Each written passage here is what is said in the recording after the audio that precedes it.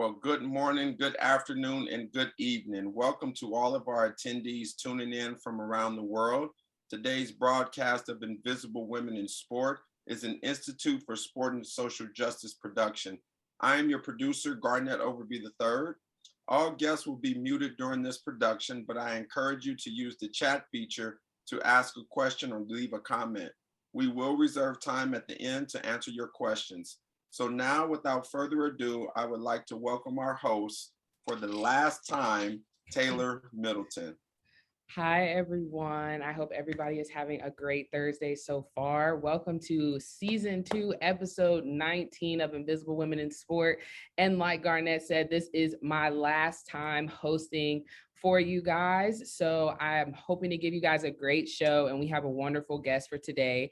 So as usual, I'm your host, Taylor Middleton, and today I'm joined by Venisha Bowler, Director of Sports Competition Management with the Special Olympics. How are you doing today? I'm doing great. Thanks for the invitation. Pleasure to be here. Of course. Well, we're so excited to have you. And like I mentioned before, we're going to go ahead with rapid fire for the last time with me. So hopefully I got you with some really good questions and this or that questions. I'm going to make it a little bit longer because some of the stuff I asked you might have to think about. So 45 seconds instead of 30. And we're going to go ahead. Let me pull this up. And feel free to answer in the chat as well if you want to answer some of the questions too. So, all right, we're going to get started in 3, 2, 1. Basketball or track? Basketball. Favorite sport to watch? Biathlon. Worst habit that you have? Procrastination. Us all. Who's your favorite athlete? I have so many athletes. I would say it was Michael Jordan.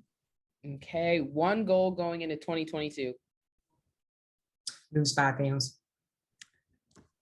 That's what y'all need to do. Biggest lesson of the year? Don't overthink it. Nice. 2 seconds to spare. Ah. So we did good, right on time.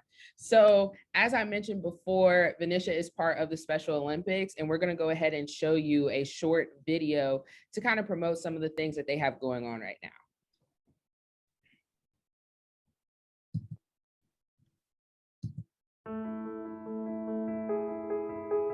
When I look at young women today, I say to them, get in a sport. Find something you like. Sport empowers. A lot of times when I am down, I pick myself up by doing sport. I play like 10 sports a year in Special Olympics.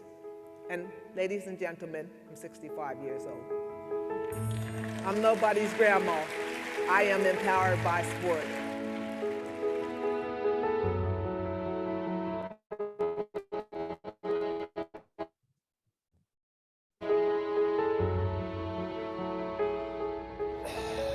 Sure, Miss Mallory. Yes, ma'am. I hope you do well tomorrow. Thank You go out there and do it for us ladies. And show those old men what it's like. Thank you. Yes. If it wasn't for sport, I don't think I would be here. I know where I would be. 1 or 2 places. In prison or 6 feet below. I would never talk. And I remember a coach saying to me one time, Loretta, you got a mouth to use it. I want you to use it. And he asked me, what event do you want to be? And I shook my shoulders. Today, Tim Shriver calls me an activist.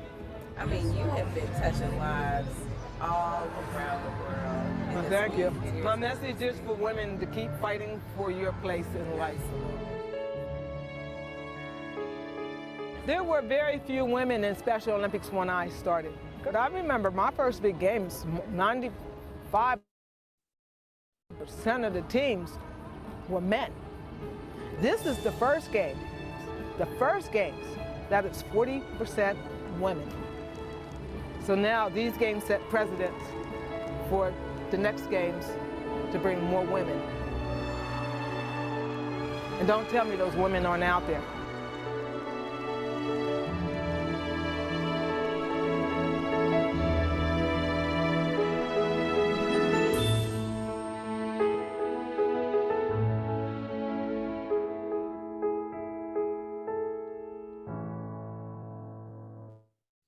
It was nice watching that video again. And obviously, we're going to be talking a lot about Special Olympics. But first, we want to get into who you are. So, can you tell us a little bit about how you got started into sports? Wow, how I got started in sports kind of started out on a sour note because I ended up trying out for basketball in 7th grade and I didn't make the team. But, afterwards I practiced and kind of got myself together and tried out again in the 8th grade and I made the basketball team. So ended up playing basketball in the middle school and played varsity basketball in high school. Ended up MVP for basketball my senior year, as well as scoring a career high of 23 points in a game. So it started off rocky in the very beginning, but it built up to something beyond my expectation. I also I ran track and field in high school. I was a member of our championship team with 3 of the 4 years. My senior year, I was MVP for track, as well as undefeated in the 400-meter run for the entire district, and came in second for the 800 in the district. So again, that was, I enjoyed it. And basically, once I finished high school, I went into college at Virginia State University. Didn't play sports there, but I majored in health and physical education. So I was around a lot of sports people and learned a lot. And then pretty much after my experience with Virginia State University, went on to graduate school at Virginia Tech and studied sport management, again, still around sports. And that's how I became more involved with Special Olympics. And I must say, though, too, with Virginia State University, we were required to do quite a few practicums. And one of the practicums that we had was an adaptive physical education class, was basically my first exposure to people with special needs. So I'm very thankful for that opportunity for the university gave me to give me moving forward into what I am in now, which is exceedingly above all expectations in my life. Yes, and clearly, even from the beginning of you talking about MVPs, championships, you have well exceeded expectations, obviously. So you talked a little bit about some of the classes you had to take when you were getting your degree. So when you were taking that adaptive sports class, what was that experience like for you, and how did that open your eyes into being interested for Special Olympics? Well, when I was taking the adaptive physical education class at Virginia State University, it made me realize too that, through sport, anything can happen. Physical movement is a part of everyday lives. And what we need to do is to see how we can develop, more fitness into the various programs and get movement. It's a quality of life. Mm-hmm. And, I enjoyed it. It was pretty much, we had a practicum, this particular class, there was a practicum every Friday, and we dealt with a local school in the area. Mm-hmm. So it was great to get to know people, to have that interaction, because then you realize, you're interacting with people all the time, no matter what their situation may be, whether they need special needs or, the color of their skin or the gender. So it was, again, a great experience that I had. And I'm once again thankful for that opportunity to open my eyes to work with people with special needs. Well, I love that you're talking about your passion for that. And we kind of spoke about that the other day in our pre-Zoom. So can you talk about where you get that confidence and that passion from to take on your day and really move forward with the different experiences you've had throughout your career? I mean, I think, Taylor, this is just the makeup of who I am. Mm-hmm. I mean, I come from, a strong family with strong values. My faith is strong. And I believe that through hard work and determination, life can present itself in an abundance. Mm-hmm. Not meaning that it's going to be easy. There have been difficult roads ahead, of course. Mm-hmm. But I just feel like I'm here on earth for a purpose. And my purpose is to serve. Mm-hmm. And I want to be in a role wherever in life where I know that I can have an opportunity to have a positive impact on something and to give back. Mm-hmm. Again, I'm all about service. Thank you. So then, even in that sense, can you talk to us about your journey post-graduation with all the experiences you've had with the Olympics, getting into the Special Olympics, and if there was any point in that career where you were like, okay, maybe I need to switch gears, or if there was a point where it was like, okay, this is where I'm meant to be? I always knew I was going to be in sports. Sports is a powerful tool. I mean, it's really the vehicle for inclusion. Mhm. I always wanted to be involved with sports. And even though I didn't play sports at Virginia State University, I was involved, of course, with health and physical education. And I when I got to maybe my senior year, that's probably when I was thinking, I'm not sure if I want to teach, but I still want to be involved with sports. So I decided to check out sport management. And that's when I went to Virginia Tech to get more information, or not information, but more studies in sport management. Gotcha. So then just moving along into your career, can you talk about your experiences with the Olympics and being within the operations of Special Olympics and what kind of goes into that? Well, I mean, I've always wanted to go to the Olympics, believe me, I really did. And again, that goes back to the whole, setting goal, determination, and understanding that you can have a life of abundance and strong faith. I mean, that again was a great experience. And I would have to say too that, with the Olympic Games, I was able to meet many people and I was able to learn a lot. And I had a good mentor as well.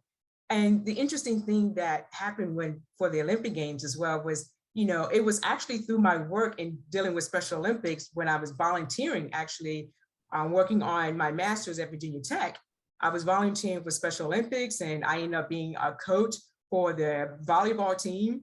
And, we went to a state championship event and I met more people there. And before you know it, through the network, I was able to get an interview with those in Atlanta for the Olympic Games. I mean, you learn a lot about the operations, a big event, and it's just like, you're just thirsty for knowledge.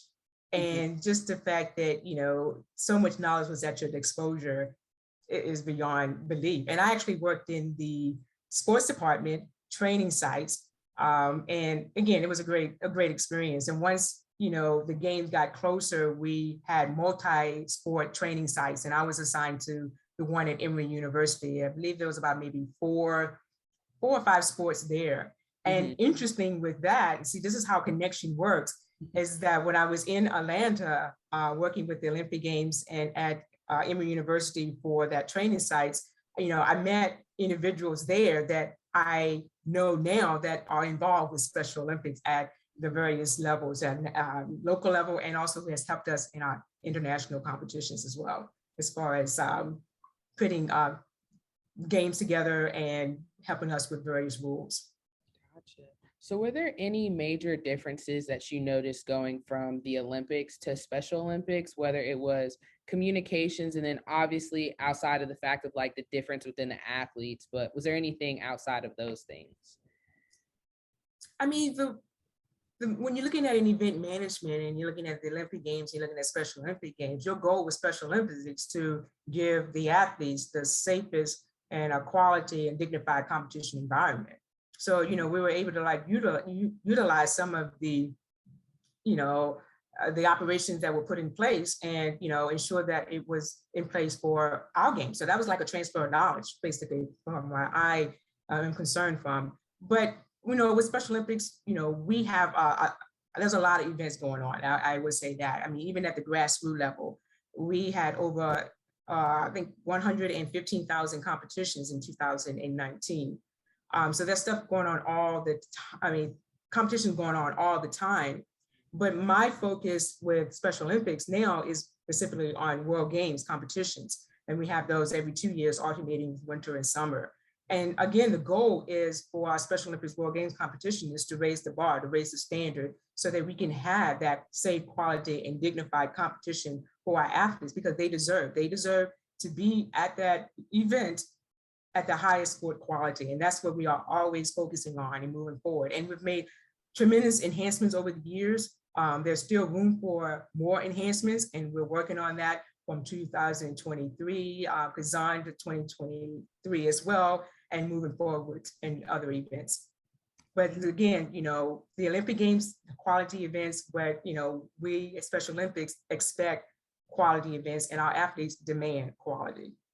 Right. So then can you tell us some things about the Special Olympics that the audience may not know about, whether it's just the numbers, the amount of athletes? I know you ran and told us a lot of numbers the other day, and I really enjoyed that because it gave me a lot of perspective. So I'm sure the audience would love to know.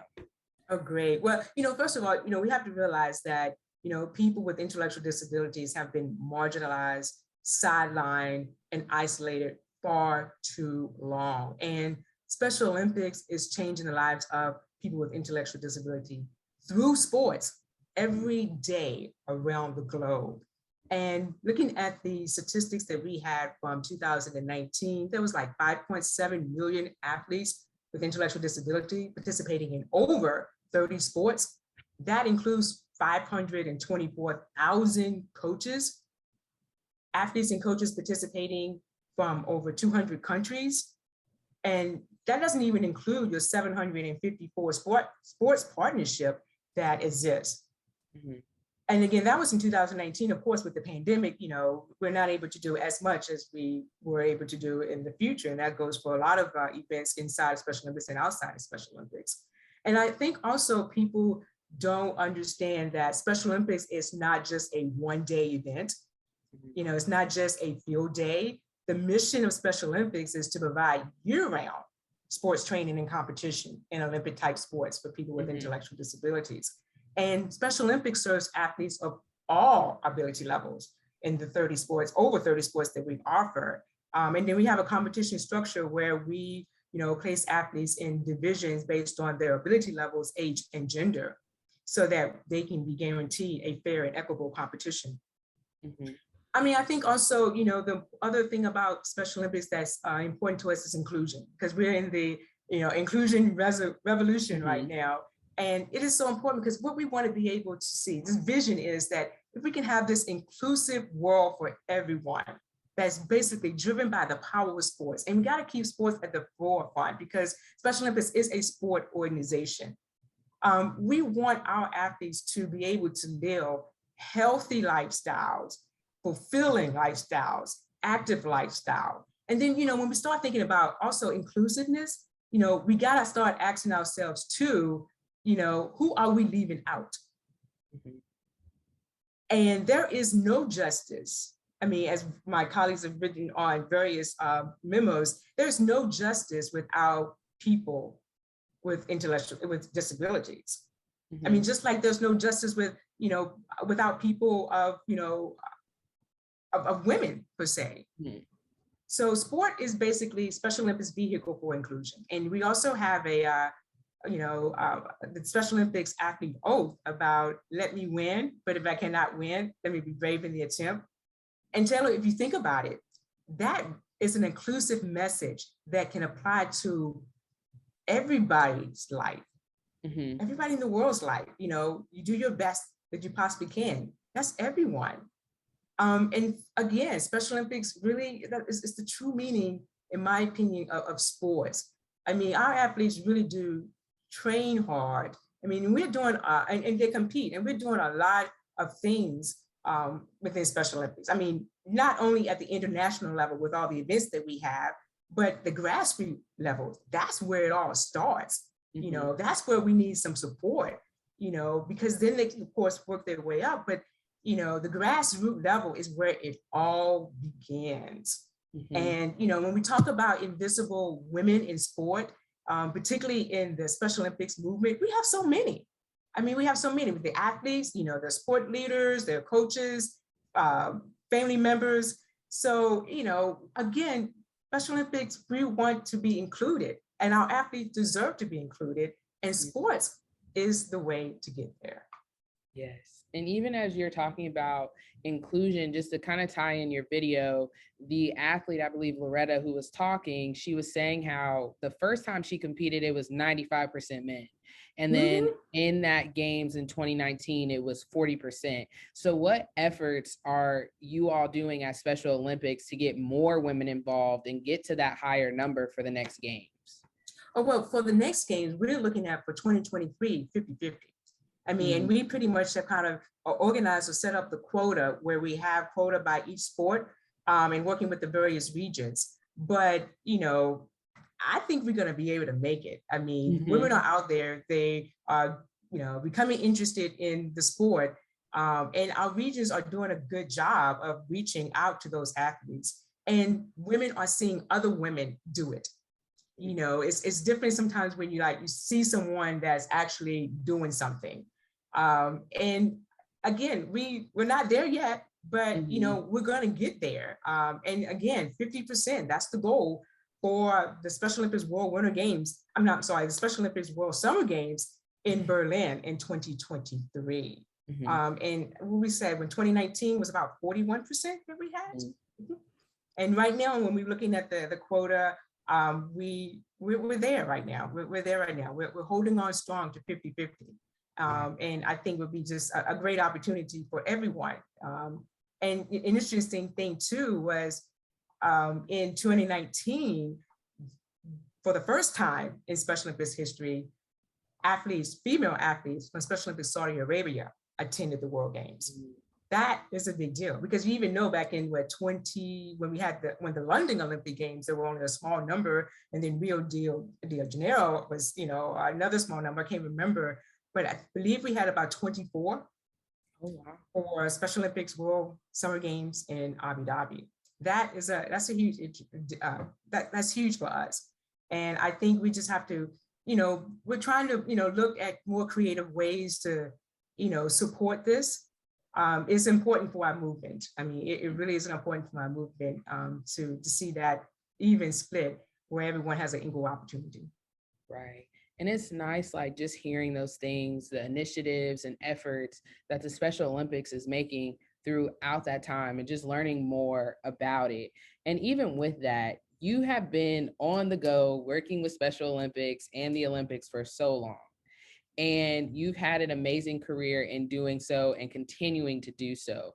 So throughout your time with all of that, how has that affected you, kind of like just going pace to pace all the time and kind of like readjusting to help you kind of move forward in your next paths? Yeah, I mean, I think when you're doing any type of event on and on and on, that's going to get that's that adrenaline that you have that you just got to produce. I mean, it's like being an athlete too. You just got to go, you got to go.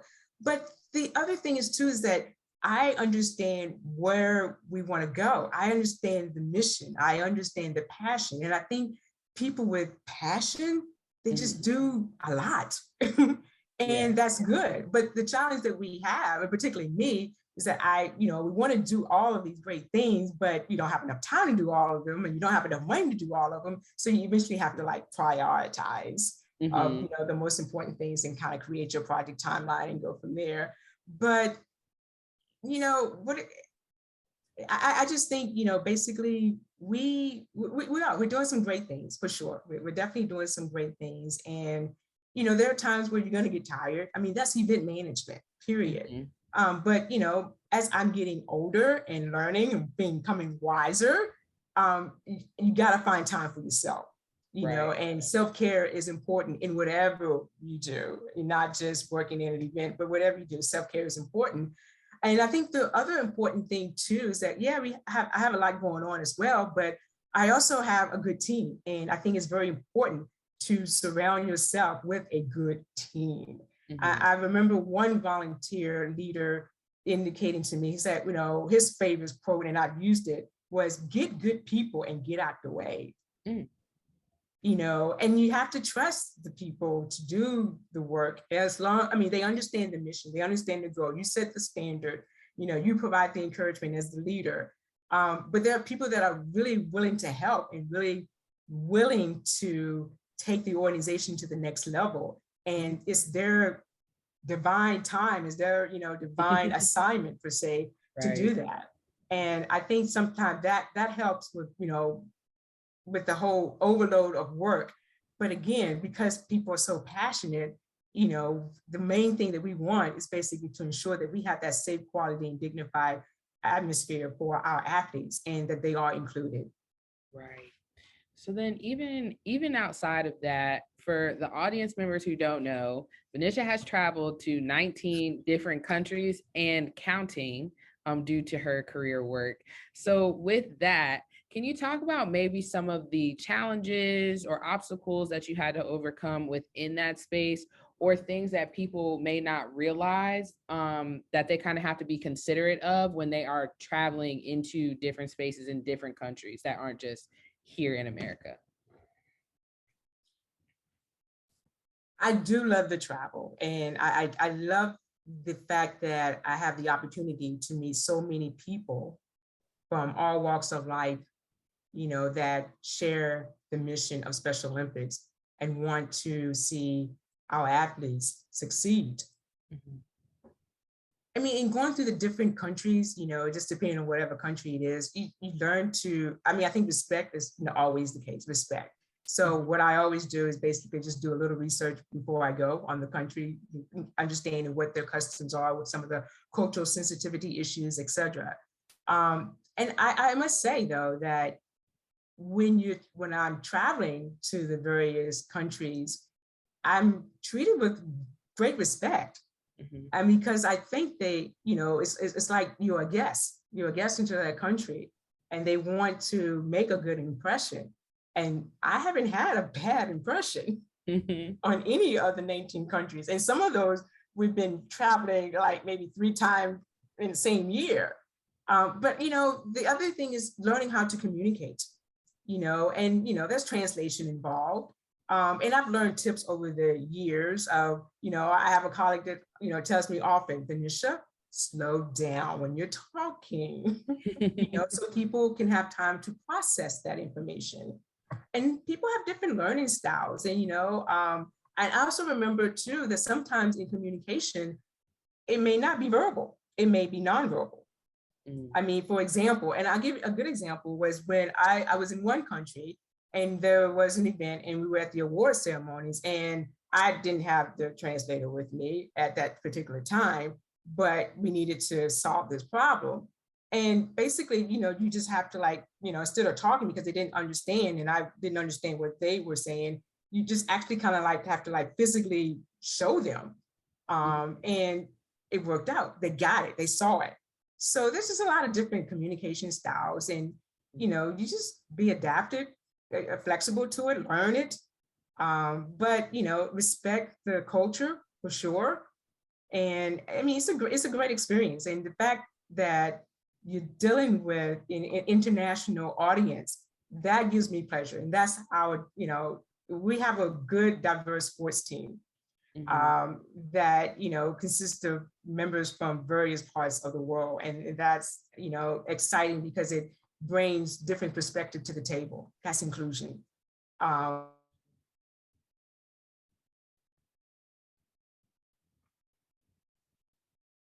Uh-oh.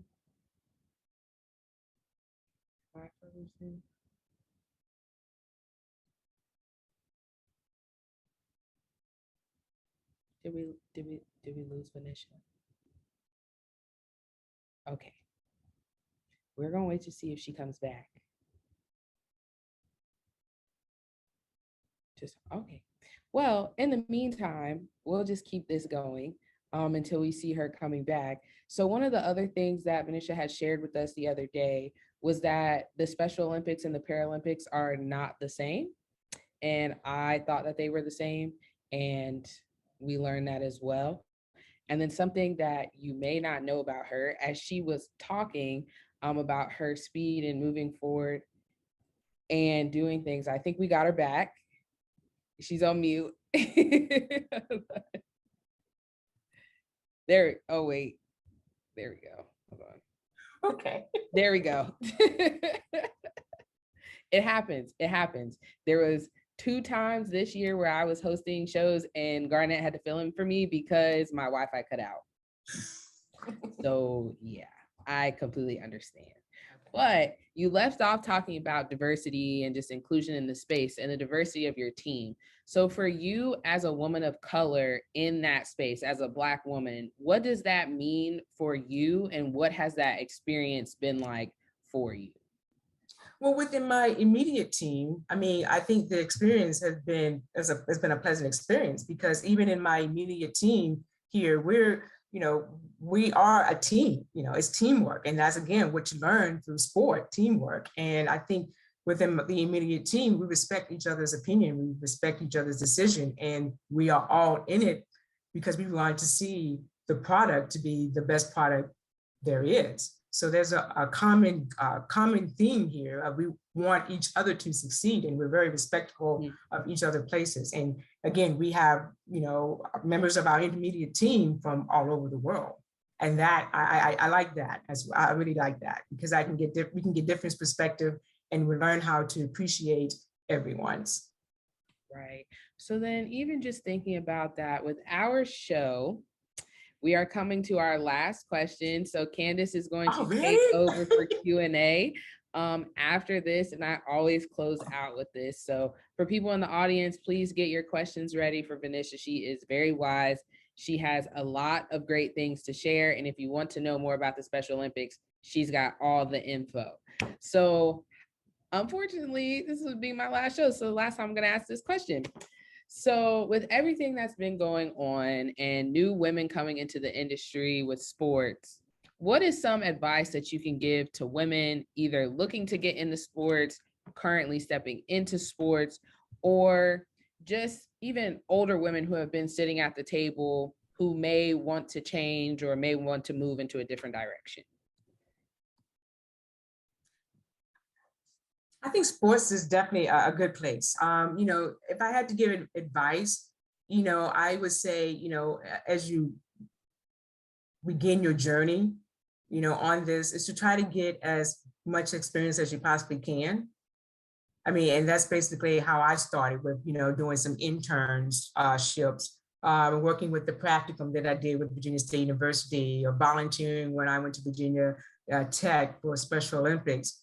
And I think another important thing is surround yourself with positive people. Mm-hmm.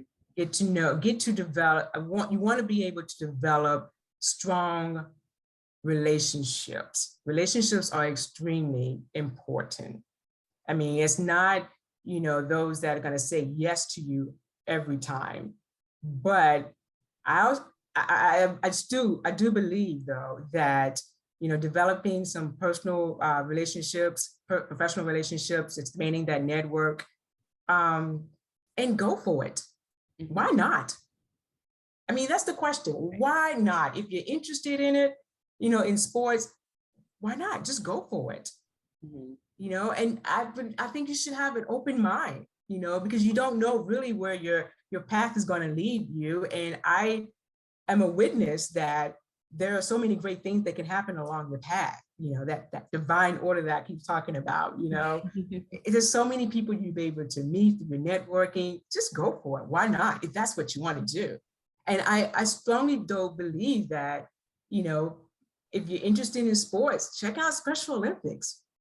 Mm-hmm. You know, we're a sport organization. We're looking for coaches and competition directors, fundraisers, you know, unified partners. And that's another thing that we actually have that we're doing with Special Olympics, that we have a unified sports concept where we have athletes with intellectual disability and athletes without intellectual disabilities playing on the same team.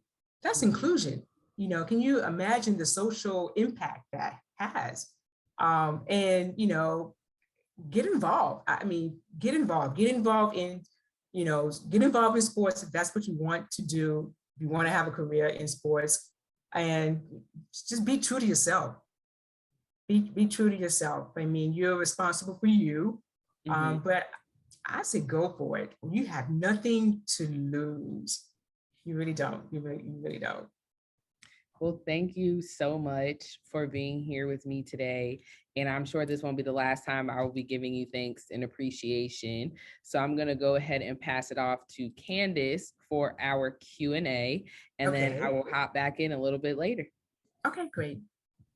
Thanks, Taylor. Excellent episode. And she is starting to conclude her year with us. Venisha, thank you so much for joining us. I've definitely thoroughly enjoyed what you've had to say and the knowledge that you have shared with us. As Taylor mentioned, I'm going to take us through our Q&A, and I would like to open up with one of my own questions, which one that I have written down is, what is your team or the Special Olympics doing to, as an organization, doing to recruit and retain minority employees?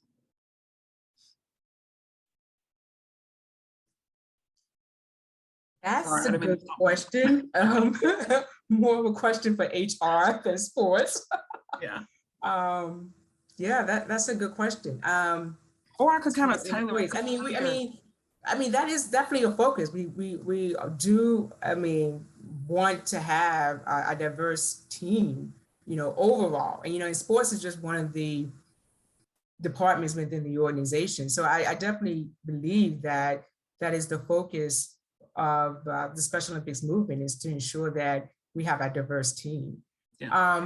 One of the things that I am looking at doing, well, not me, but my team, is that, Yeah. we also have our internship program within our sports and competition department. That's where I was hoping And we'd we go. have sent that out to, some of the universities, particularly the historically Black College University. Again, proud to be one from Virginia State University. And, we have these internships, that's going to take place every semester, including the summer. So that's a way also to let people know about Special Olympics and see if they're interested in doing an internship. Absolutely. Yeah, Absolutely. but again, we do have a good diverse team, but I know there's definitely more room for improvement in that area, just like in any other organization, for sure.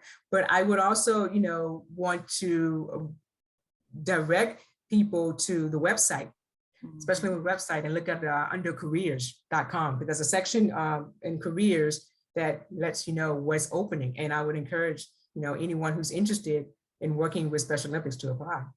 Absolutely. Thank you. I completed my undergrad at Alabama State University, so I'm an HBCU grad as well. Very proud.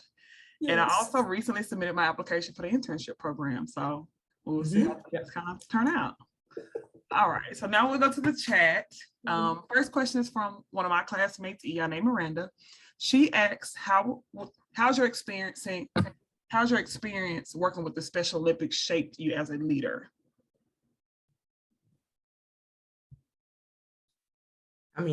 First of all, I learned so much from the athletes, really.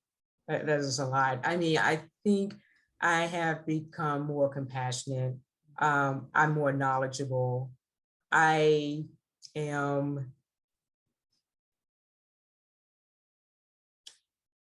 always been a team player, for sure. Yeah, a team player, and leading a good team as well. But just through the people that you meet from around the world. And I'll just mention briefly, even with the smaller team that I have, which is called a sports technical delegate, and there are sport volunteers throughout the entire world. And they come from, all walks of life, but their expertise is in their sport.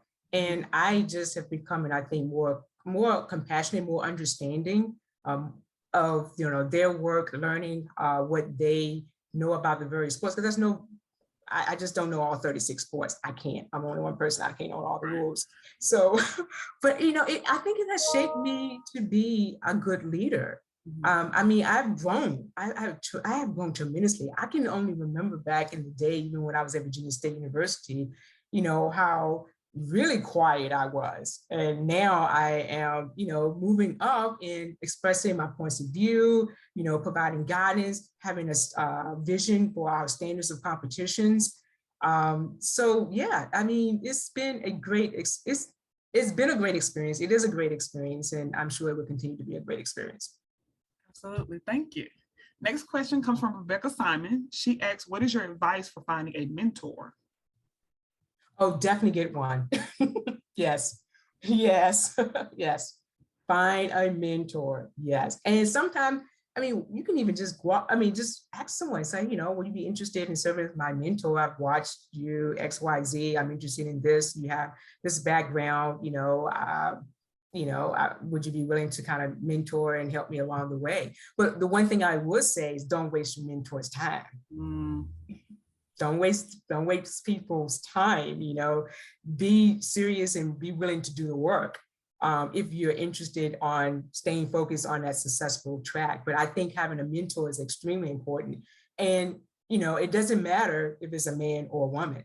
I have several mentors, men and women. And you don't have to have just one. You can have more than one. I have more than one. So I definitely think, if you're coming into the sport industry, please, look to have a mentor. And if you're already in the sport industry, find one. Yeah. You know, there's a lot of benefits to that for sure. There is. Absolutely. So pretty much what you're saying is be intentional and to just have Be a intentional. variety. Yes, absolutely. Why not? Yes, absolutely. Absolutely. So I have one more question for you. A question I've been asking many of our guests on the podcast. I just want to know, through COVID, we're all at home, working from home, not really interacting with many people. So what got you through COVID and being at home? You know, walking was my saving grace. Okay. I'm telling you, walking was my saving grace. I don't, you know, when COVID began and, you know, you had to do that 6 feet apart and everything. Mm-hmm. Walking. I just walked. That was my saving grace, walking. Okay. Yeah. And still, you know, and still being in communication with my team. You know, again, within the sport and competition department, we have an outstanding team. So yeah, and COVID's been tough. It's been a challenge, I think, for a lot of people, and mental health is a serious thing. So we have to take care of each other, and you have to take care of yourself. So find ways to do something besides, you know, sitting at a computer or staying in the house. Get out and walk, enjoy nature. I mean, I've walked so much since COVID. It's like, wow. And you get to really understand, wow, you know, the small things become, oh, wow, you know, kind of a wow factor. Yeah, and I think other thing is, you know, you think about just how blessed you are. I mean, for me, of how blessed I am with what I have and what I had. So it's a time also for reflection, but to put that reflection in some type of positive mode. So we will survive this for sure. You know, and we just have to take one day at a time. But I believe that together, you know, we just have to take care of one another. Absolutely. Thank you so much. Well, that concludes our Q&A, and I am going to throw it back to Taylor to close us out. Thank you so much. Thank you. Well, Venisha, it was really great having you today, especially just getting to know you the last time we talked and now. And I just feel great finishing off with a guest with your energy and your compassion, and just transitioning into your next step, my next step. I'm hoping that it'll just be great. So I really appreciate you being here with us this week. Yeah. And your next step will be great, you know, because your next step will be great. Not, I hope it will be. It will be great. Always remember that you have a life that is going to be exceedingly above all that you will ever ask or think. I'm hoping so. So like I said, you know, it will be. Like I said before, positive. that divine path you got, you can send it all of our ways. You can send it to D23 right now as they have finals. We can all share a little bit of that. So I really appreciate it. And I really appreciate all our guests that have been here with me throughout this year. And we're going to go ahead and close out for this episode. And so I would say, you know, thanks again for this opportunity for me to, you know, share some knowledge, and just thank you for including Special Olympics. You know, I don't think many people, you know, understand fully what we do. So this was a great opportunity to educate people. Again, you've done a great job, and we wish you extremely well. So if there's anything I can do to help you in the future, please do not hesitate to let me know. I really appreciate that. We're gonna roll our credits. Actually, Taylor, before we get to our credits, on behalf of Invisible Women in Sport production team, we want to salute you for all your hard work and commitment to this project. Taylor, you are an amazing young woman with great ambition, courage, and intelligence. And I am excited about your future and honored that I have the privilege to spend this time with you this past year. One thing I've learned about you, Taylor, is that you express yourself through your hair. So as a thank you and tribute to you, Taylor, I want everyone here to imagine Taylor on a runway modeling her hairstyles. So first up on the runway is the high puff. A natural hairstyle with the emphasis being measured on how big and curly the puff is. As you can see, Taylor is rocking a very beautiful high puff. Oh, Next I'm up getting- on the runway are braids. The common braids are easy to manage and lots of fun because they are very versatile. You can create many styles with braids. You can even create styles within a style. Next up on the runway are the faux locks. They're a very complex style, but worth the headache. Faux locks are a very good protective style, meaning it allows your natural hair to grow and be healthy. Like braids, faux lock styles are varied. Yo. Next up on the runway, we have the simple press. I've been told that a press can make a woman feel like a boss. It's very versatile and easy to style and manage. It gives your hair and scalp a rest from the tension of braids. It also allows you to see how much your hair has grown. So be a boss, Taylor. Next on the runway, we have the wash and go.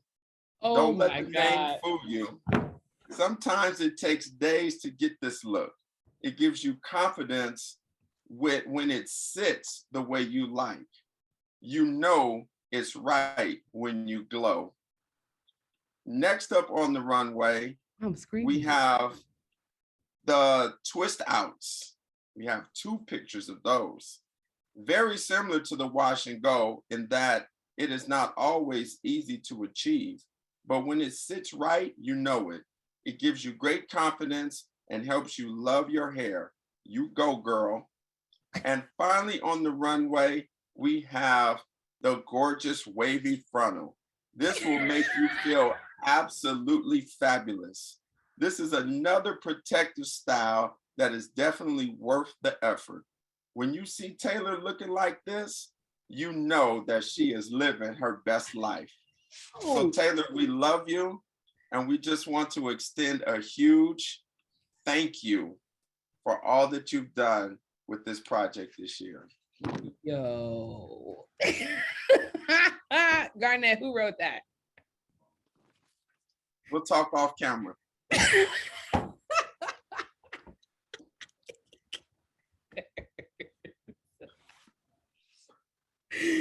Okay. Well, I didn't know I had that many looks this season, but you got to come versatile. So we're going to go ahead and close out. So please tune in on December 16th at 2 p.m. for the last episode of the season, but it is going to be with our new host, Miss Candace Martin, who will be taking over. She is wonderful. You have seen her in our Q&As. She will be great. And we will have that speaker out to you guys as soon as possible. In the meantime, if you have not already, please follow us at Institute SSJ. And again, we thank you for all your support of Invisible Women in Sport. We are a nonprofit organization with other programs that impact various social justice issues. Please use the QR code to support us with a financial gift as we continue to change lives through the power of sport. Thank you. Next, we got our credits. So again, to our guest, Venisha Bowler, thank you so much for being here with us. We really appreciate it. And we loved hearing from you today. Our producer, Garnett L. Overby III, our senior advising consultant, Matt Edelson, who could not be here with us today, but we got him in spirit. And our graduate assistants, Larissa Campello, Maya King, Candace Martin, Iane Miranda, and Olivia Wiggins. Again, a special thank you to all of our guests who have been with us throughout this entire year and will continue to be with us after. We appreciate you so much for your support. Also, please follow us again on all social media platforms to stay up to date and informed on future programs at Institute SSJ. If you ever miss an episode, we've got you covered with YouTube, Apple Podcasts, Google Podcasts, and Spotify. And again, please stay tuned for the last episode of this season. It is on December 16th, and it will be with Candace. And As well, we have also been getting a lot of inquiries still about connections to internships. So as Venisha explained, they got a lot of stuff coming up for Special Olympics. If any of our supporters or members have internships available, please send your information to our producer, Garnett Overby, at goverby@ucf.edu so we can send it out to those people reaching out to us. And viewers, we also need your feedback of Invisible Women in Sport to make it the best it can be. Following today's episode, you will receive a short survey. Please complete and submit it to us. And again, tune in to our last episode of this season and make sure to register. So I'm your host for Invisible Women in Sport Zoomcast signing out. See us now.